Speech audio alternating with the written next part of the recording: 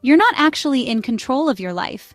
You think you are, but every rule, expectation, and system around you is shaping your choices. But what if you could take that control back? What if you could live on your terms, not someone else's? Today we're talking about autonomy, the power to make decisions that actually belong to you.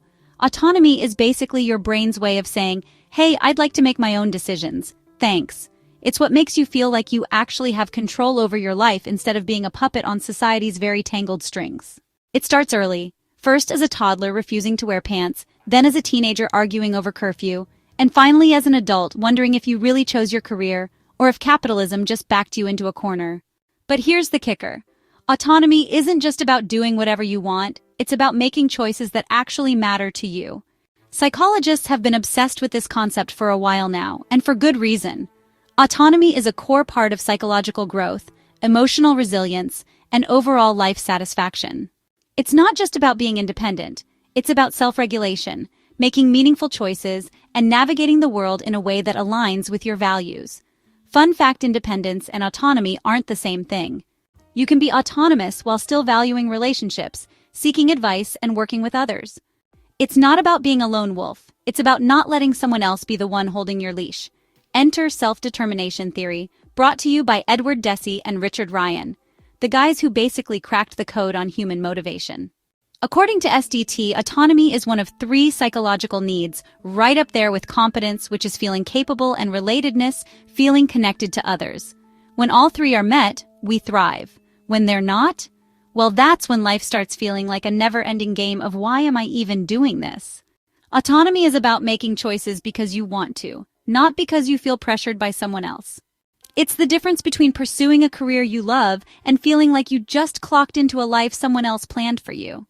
The link between autonomy and mental health is huge. When people feel like they have no control, they become more vulnerable to stress, anxiety, and depression.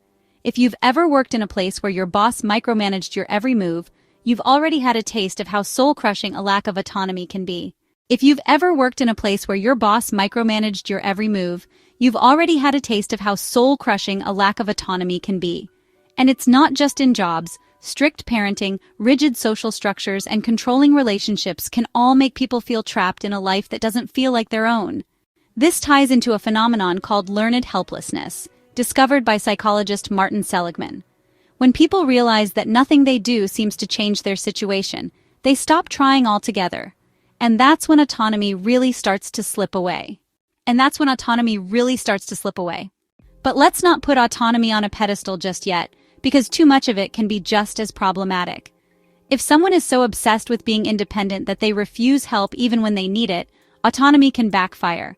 It can lead to stress, burnout, and isolation. Ever met someone who insists on doing everything themselves, even when it would be way easier to just accept help? Yeah, autonomy overload. The trick is finding balance. Maintaining control over your own decisions without shutting out the people and resources that can actually make life easier. Autonomy also looks different depending on where you are in the world. In many Western individualistic cultures, autonomy is often linked to personal freedom and self-expression. Think I do what I want energy. In collectivist cultures, autonomy often exists within the framework of community and family, with an emphasis on making choices that benefit the group. Neither approach is necessarily better. They just reflect different values. What's considered autonomous in one culture might seem selfish or irresponsible in another. It's all about context. If you feel like your autonomy has taken a hit, don't worry. There are ways to reclaim it. It doesn't have to mean making drastic life changes overnight. Small, intentional actions can make a huge difference. Setting boundaries, reflecting on what actually matters to you, and making conscious choices that align with your values are all ways to strengthen autonomy. Therapy can also be a game changer. Many approaches, like cognitive behavioral therapy and person-centered therapy, focus on helping people take back control over their decisions, thoughts, and emotions. In fact, autonomy is a central focus in therapy. Many mental health struggles, whether it's depression, anxiety, or trauma, boil down to feeling like you've lost control. A therapist's job is often to help clients regain their sense of agency, reminding them that they do have the power to influence their own lives. Therapy isn't just about fixing problems in the moment. It's about giving people the tools to face future challenges with confidence and resilience. Because when people feel like they own their choices, they tend to handle life's curveballs a whole lot better. At the end of the day, autonomy isn't about rejecting all external influences. It's about integrating them in a way that still lets you be you.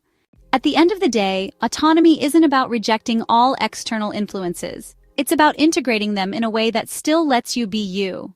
It's about striking that balance between self-direction and meaningful connection, between personal freedom and shared responsibility. Whether you're a kid learning to say no, an adult navigating life's big decisions, or someone just trying to feel a little more in control, autonomy is a lifelong journey. It's not something you unlock once and never think about again. It's something you keep shaping and refining as you grow. I'll leave you to discuss in the comments. What's a moment in your life when you truly felt in control? You can support us by subscribing if you haven't already. Take care of yourselves, take care of your loved ones, and I'll catch you soon in another video.